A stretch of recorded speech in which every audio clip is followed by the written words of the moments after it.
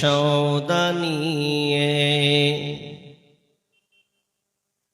ইসলামেরি পৈগম নিয়ে আসছে ধরায় রমজান। ভোরের আগে নিয়ত বান্ধ, ভুল করো না মুসলমান।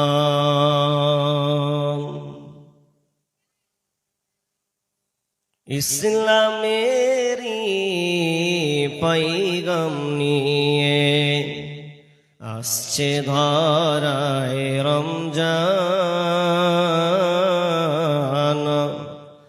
ভোরের আগে নিয়ত বান্ধ, ভুল করো না মুসলমান।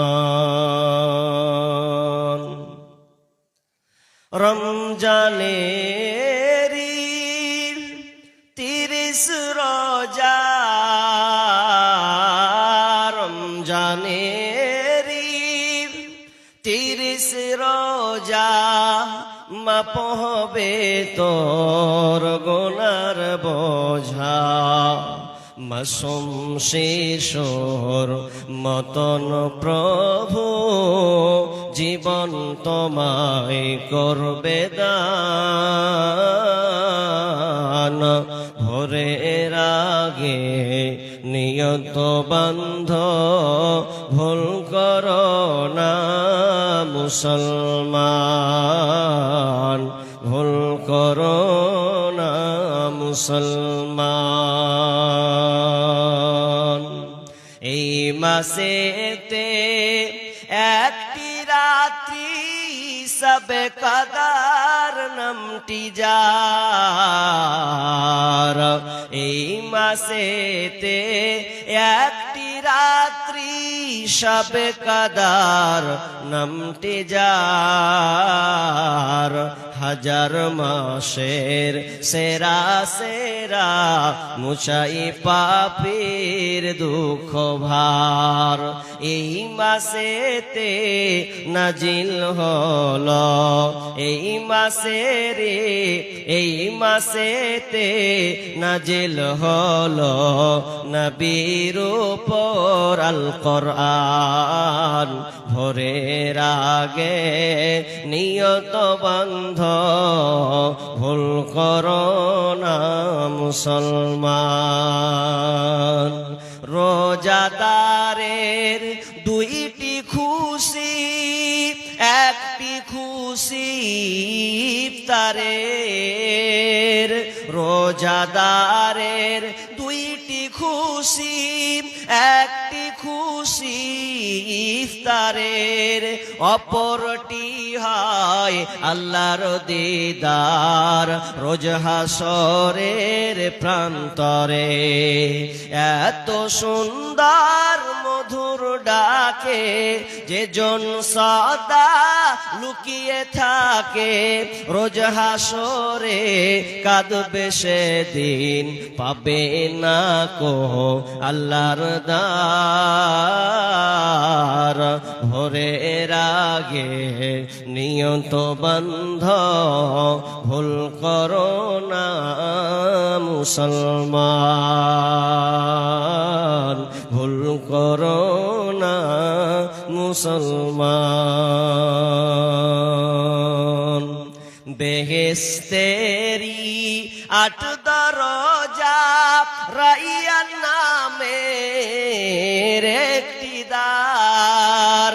জান্নাতের 8 দরজা, রাইয়ান নামের একটি দ্বার। সেই দ্বারেতে যাবে কেবল যারা আল্লাহর রোজাদার। রোজাদারের মুখের ঘ্রাণ বৃক্ষ নাভি খুশবু সমান। তাই তো এদের এত আদর করেন প্রভু রহমান। ভোরের আগে নিয়ত বান্ধ, ভুল করো না মুসলমান। ইসলামের পাইগাম নিয়ে আসছে ধরায় রমজান। ভোরের আগে ভুল করো না মুসলমান, ভুল করো না মুসলমান, ভুল করো না মুসলমান। উপস্থিত সম্মানীয় সুযোগ্য আজকের চলমান জলসার স্বনামধন্য সভাপতি, মঞ্চে উপবিষ্ট ওলামায়ে কেরাম এবং এই জলসা থেকে আমন্ত্রিত মেহমানগণ, আমার সম্মুখে বসে থাকা ছোট বড় দিনদার ইমানদার মুমিন ভাই সকল এবং পর্দার অন্তরালে বসে থাকা ছোট বড় সম্মানিতা মা ও বোনেরা, প্রথমে সেই মহান মুনিবের দরবারে প্রশংসা করি যে আল্লাহ আমাদেরকে মাদ্রাসা তাহফিজুল কোরআনের উন্নতি কল্পে একটি কোরআন ও হাদিসের আলোচনা সভা এবং যুক্ত দস্তারবন্দি অনুষ্ঠান, যে অনুষ্ঠান ও প্রোগ্রামে আল্লাহ আমাদেরকে একটা বসার সুযোগ দিয়েছেন, সে আল্লাহ সুবহানাহু ওয়া তাআলার শুকরিয়া আদায় করি, বলি আলহামদুলিল্লাহ। আল্লাহর শুকরিয়া আদায় কেন করব? এই জন্য করব যে কিছু মানুষ দোকানে বসে চা গিলছে, কিছু মানুষ চারজনকে নিয়ে ভবিষ্যতের পরিকল্পনা করছে, আর কিছু মানুষ মেয়েদের পেছনে পেছনেও ঘুরে বেড়াচ্ছে। আল্লাহ ওদেরকে এই সুযোগটা দেয়নি, কিন্তু আল্লাহ শুকরিয়া যে আপনারা কিছু লোককে আল্লাহ বেছে বেছে টেনে টেনে এই সামিয়ানার নিচে বসিয়েছেন, যে সামিয়ানাটার এত গুরুত্ব, যেই প্যান্ডেলের তলাতে কোরআন হাদিসের আলোচনা হয় এবং ফেরেশতারা পর্যন্ত এই মজলিসে যুক্ত থাকেন।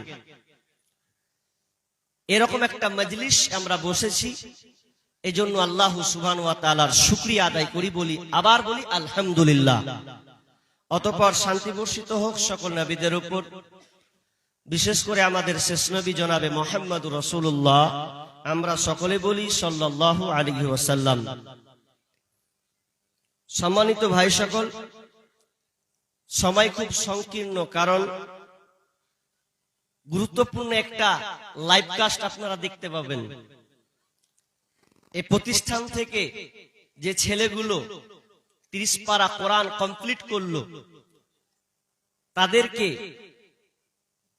মাথায় পাক দেওয়া হবে, আপনারা দেখতে পাবেন। এই ছেলেরা কারা? এই ছেলেগুলোর এমন একটা অবদান আছে, যারা বিভিন্ন জায়গায়, মুর্শিদাবাদ বলেন, আমি কিছুদিন আগে আমাদের বহরমপুরে ওইদিকে তারা গিয়েছিল, আলহামদুলিল্লাহ যথেষ্ট তারা সুনাম নিয়ে এসেছে। এই প্রতিষ্ঠানের ছেলেরা, কয়েকটা ছেলে বিভিন্ন জায়গায় তারা নাম দিয়ে তারা নিজের সাফল্য তারা হাসিল করে নিয়ে আসছে। যেহেতু এই প্রতিষ্ঠানের সঙ্গে অনেক দিনের একটা সম্পর্ক আছে, বিধায় জানি বলে আমি আপনাদেরকে কথাটা শেয়ার করলাম। তো ইনশাআল্লাহ ওগুলো আপনারা দেখতে পাবেন, কি হয় না হয় আপনারা সচক্ষে লাইভ কাস্ট আপনারা দেখবেন নিজের চোখে।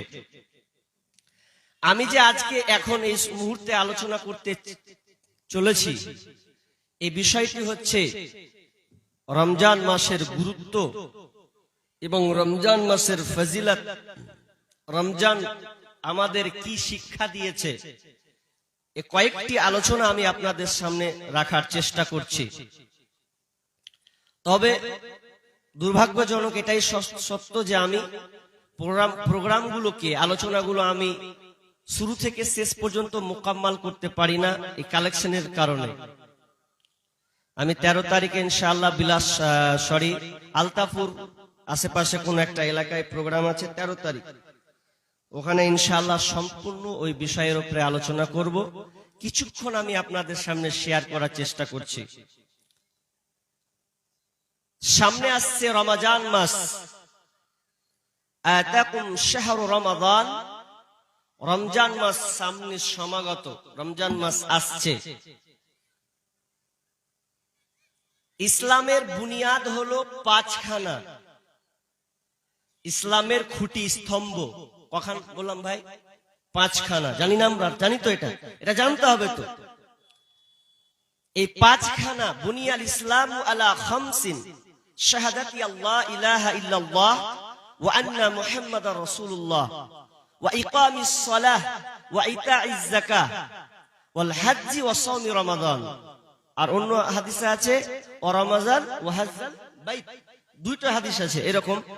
তো 5খানা স্তম্ভের কথা বলা হয়েছে, তার মধ্যে একটা স্তম্ভ যেটা 5টাই মজবুত আমাদেরকে আঁকড়ে ধরতে হবে, যার উপরে যেটা বর্তাবে, তার মধ্যে একটা হচ্ছে রোজা, সিয়াম।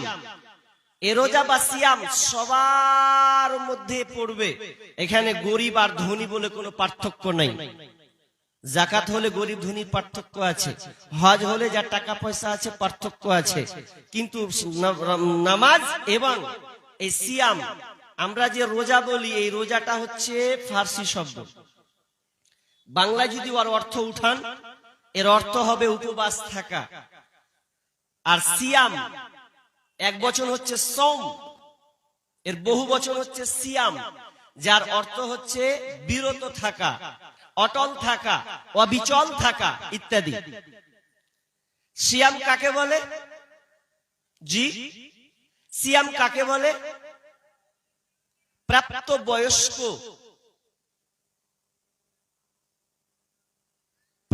বয়স্ক থেকে নিয়ে সক্ষম নর নারীকে, মুসলিম নর নারীকে সুবেহ সাদিক থেকে নিয়ে সূর্যাস্ত পর্যন্ত খাওয়া, পান করা, স্ত্রী সম্ভোগ করা এবং অন্যায় গর্হিত কাজ থেকে বিরত থাকার নামই হলো সিয়াম। এর সংজ্ঞাকে কেন্দ্র করে বিভিন্ন আয়াত এবং হাদিসকে আমি আপনাদের সামনে নিয়ে আসব। তাহলে সিয়াম খুবই গুরুত্বপূর্ণ একটি ইবাদত।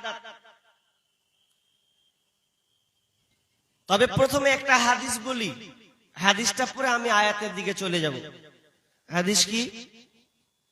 আল্লাহ রাসূল যখন মেম্বারে উঠলেন, তো প্রথম সিঁড়িতে রকিয়াল মেম্বার, ফাকালা আমিন আমিন আমিন, 3 বার তিনি আমিন বললেন। তো আমিন যখন বললেন, তো সাহাবীরা কিন্তু এর আগে এই দৃশ্য দেখেননি বা ঘটেনি। ফাকিলা লাহু ইয়া রাসূলুল্লাহ সাল্লাল্লাহু আলাইহি সাল্লাম, আপনি এরকমটা করলেন, মা কুনতা তাসনাউ হাদা, এর আগে তো আপনাকে এরকম করতে দেখিনি। আপনি যে এরকম পা রাখলেন 3টা সিঁড়িতে, একবার, দুইবার, 3বার, তো 3 জায়গাতে আপনি আমিন বলেছেন, কারণ কি? আল্লাহ রাসূল সাহাবীদেরকে বললেন, আমার এই রকম করার কারণ হলো, যখন আমি প্রথম সিঁড়িতে পা দিলাম মিম্বারে উঠে, তখন ফেরেশতা জিবরিল এসে বলল যে ব্যক্তি রমজান মাসের রোজাকে পেল, রমজান মাসের রোজা পেল, অথচ তার পাপকে মিটাতে পারলো না, পাপ মোচন করাতে পারলো না, ওই ব্যক্তি ধ্বংস হয়ে যাবে। কত বড় বদদুয়া! এটা চারটিখানি ব্যাপার নয়। রমজান মাস পেলেন, কিন্তু রমজান মাস পাওয়ার পরেও আপনি আপনার পাপকে মিটাতে পারলেন না, তাহলে ওই হচ্ছে সবচাইতে দুর্ভাগা, আর ওই হলো ধ্বংসশীল। আল্লাহ রাসূল বদদুয়া দিয়ে দিলেন, আমিনকে গ্রহণ করে নিলেন, জিবরিলের সঙ্গে কথাকে অ্যাকসেপ্ট করে নিলেন। তাহলে কত বড় একটা বদদুয়া! তাহলে তো আমাকে জানতে হবে যে রমজান মাস রোজা রাখবো, তাহলে আমি কি করে পাপটা মিটাবো, তাহলে এটা তো আমাকে জানতে হবে, এই জ্ঞান আমাকে অর্জন করতে হবে।